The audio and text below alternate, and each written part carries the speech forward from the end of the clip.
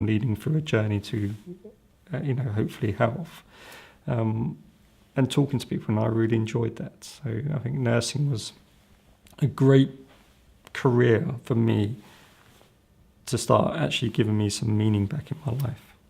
I mean, my dad's very good. My dad's got very strong principles, and he's got very strong socialist principles. I mean, which he, again, which I said earlier, he instilled in me, about giving back to the community. And my dad has his faults, like we all do. My dad was brought up in a very poor community, and he didn't grow up any qualifications. He's a very clever man, but no academic qualifications. And my dad would probably do things that were on the other side of the law. And he taught me not to do that. So I learned from example from my father, very strong principles, but he would, again, his way of working, his way of getting money was something that I, didn't want anything to be a part of. I didn't want to. I wanted to earn my money through life. I wanted to be physical graft, and to earn my money and to pay my taxes. And so it was very good. My dad's a positive role model for what values he gave me, but he's also a very positive role model for not to be what he does. I think from the age of 16, my time out, when I started drinking, as a probably a normal Western 16-year-old white boy from London would do, go out drinking, go out partying, and But as I said, I started to find myself empty. So I started when I went to college. I went to university, and did my nursing, and. But I never went back to church. I would sporadically go back to church. But I was still a very spiritual person, and I still would speak to God from it. But growing up, when you're a student nurse, it was, I just had, I was 18, I was really young, I had so much fun in university, I think I was the only boy in a class of 46 girls, and it was there was a lot of socialising, and the studying was hard. So I was on my own, still spiritual, but I had no one to guide me during that spirituality, and I still had this presence of God, and I still talked to God. But I had a distance between my spirituality and my actions. So, and again, it's just one of those contradictions in life. And I was genuinely trying to be a good person, but I had no, when I was 18, I was on my own as in university. I had no one really to guide me through it. And I was doing what I felt was good for me, what I felt was, what I was chasing enjoyments as well as still trying to keep the spiritual side. So I wasn't a bad person. I think I was just a little bit lost when I was during university. But again, I always had that sense of I wanted to help people. I always had that sense of there was more to me than going out on that. Nursing was never about earning money. Nursing was about genuinely caring for people and fulfilling a need within myself. And I think God was directing me in that way. And but I just started drifting away from everything. And I think when you're 18, you think you're a man and you don't think you need anyone. And I think I was going through that phase. But university was great because I met loads of people, met different kinds of people, and I was always learning from all the people around me. I got married at the age of, I was quite young when I got married. I met someone when I was nursing, and we ended, but we didn't. We ended up having a child or 2 children together, and we ended up. I think we married about 10 years later from that. But we lived together as man and wife. We had 2 children, and it was when I had children, I started saying, well, I wanted them to bring them up with a sense of spiritualism. I wanted them to grow up with a sense of God, where my parents didn't really talk about God, at home.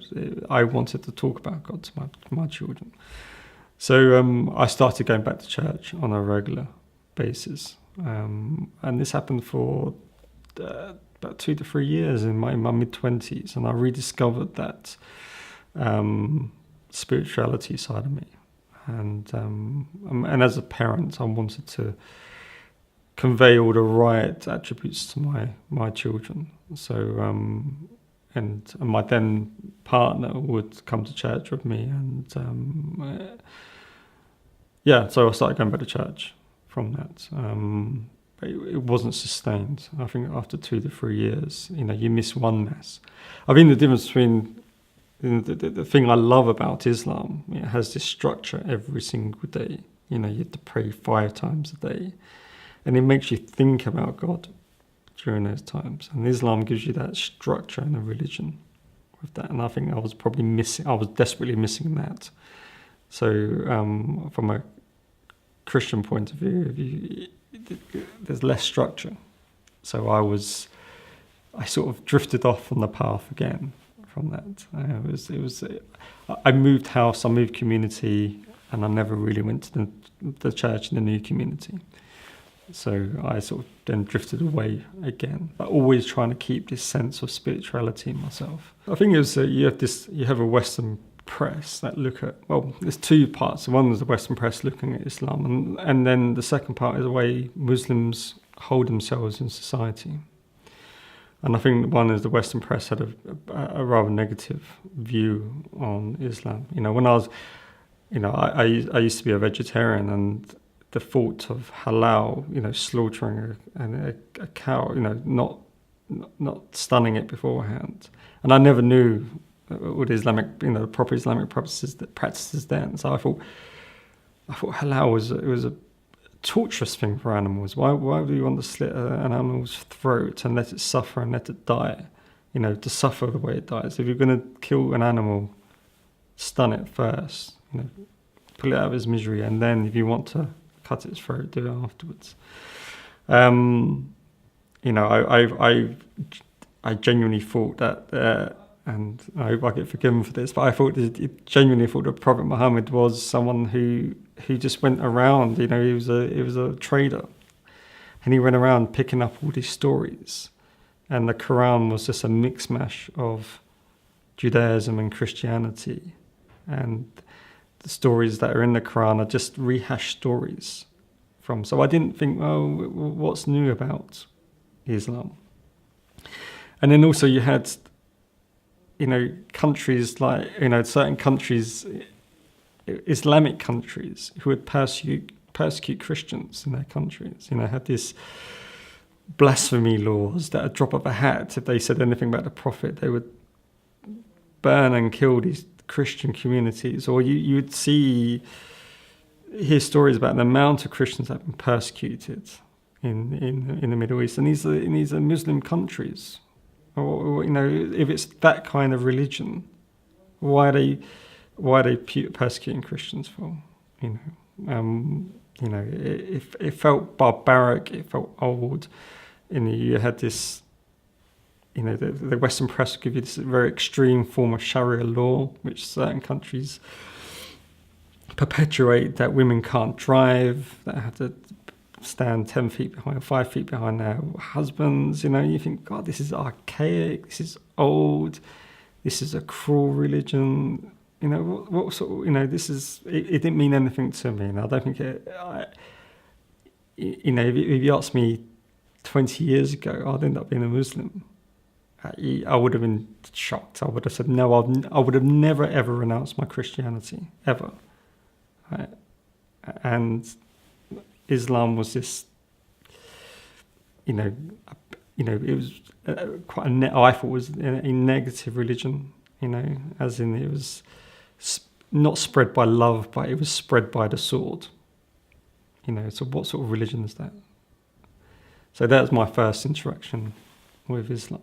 I worked extremely hard in my job. I said, I love nursing. I felt my career was in nursing. I worked in children intensive care, so it's where children on life support machines. So it's a very hard, emotionally taxing job, because unfortunately you see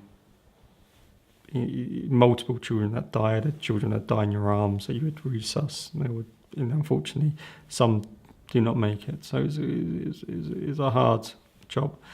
But I worked incredibly hard. I was going through different. I was trying to. I was doing I was doing lots of courses, my intensive care courses.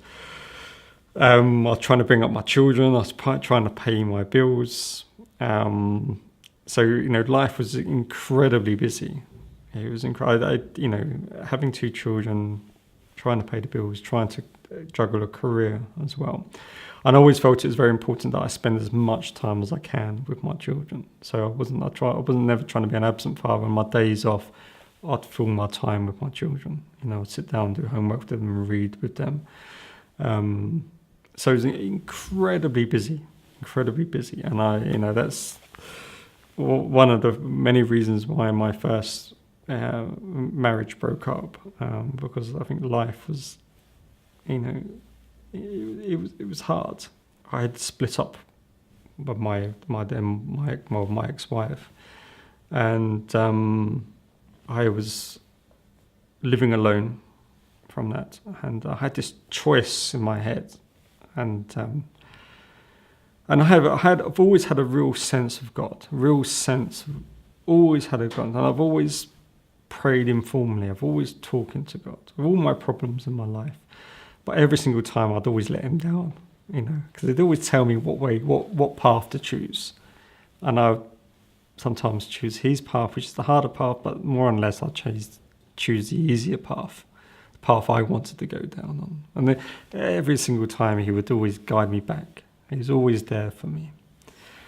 And I think I started begrudging that. I started begrudging that someone was there for me. And I couldn't understand that, I keep on making these mistakes.